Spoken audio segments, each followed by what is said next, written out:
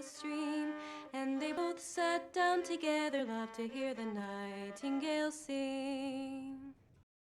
Hell hath no fury like a woman scorned. The Nightingale is an intense, ferocious, and dramatic movie. We follow Clare, a woman out for revenge after some wicked soldiers commit unspeakable acts upon her and her family. The actress here is Aisling Franciosi. She delivers an emotional and powerful performance, displaying Clare's rage and sorrow. Her ferocity tears through the screen. Aisling Franciosi's portrayal of a woman abused by the men and society around her captivates and enthralls. Her struggle is surpassed only by her bravery. I especially appreciated the attention to the complex emotions of Clare as her adrenaline wore off and her journey prolonged. One of the lead villains of the film is Hawkins, a soldier played by Sam Claflin. The actor again here is excellent, though I must say there have been few characters put to screen that I've ever hated or reviled as much as this man. He truly is one of the most despicable antagonists I've ever had the displeasure of watching. Hawkins has two other accomplices who are also revolting in their own right. Bruce, played by Damon Harriman, and Iago, played by Harry Greenwood. Of all the cast, though, the role that stole the show from me was played by Bakali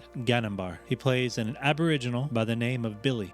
His performance was incredibly moving, saddening, and at times heartening. Billy is intelligent yet blunt, realistic or even pessimistic yet spiritual. He maintains a connection to nature that the antagonists have sorely lost. His relationship with Clare is multi-layered, filled with tension and despair. I won't spoil anything, but there is a scene late in this film that truly showcases the emotional weight that Kelly brought to this character. Just an eminent performance. I cannot say enough about his performance and role in this movie. In my mind, I think it was the spiritual center of the movie. But please remember, this film is realistic in its telling of the brutish realities that far too many have had to endure. The action and violence in this movie is visceral and downright shocking. A word of warning to the viewers: please be aware that this movie is not for the faint of heart. There are scenes in this that will shake you to your core. It truly shows the brutality of life at its absolute worst. Evil deeds by wicked men are shown in excruciating detail with zero compromise. To be blunt, it can be very, very hard to watch, and this certainly will not be for everyone. It's not all doom and gloom, though. There are moments of art and love sprinkled throughout. I felt the director and writer, Jennifer Kent, did a wonderful job fixated on the intensity, but also giving us moments of reflection and at times even sincerity. There are few scenes of love or kindness, but when they appear, they are most surely well. Such light in the midst of so much darkness stands out. This movie does start a little slow, and unfortunately, I do think it drags for a bit too long. It probably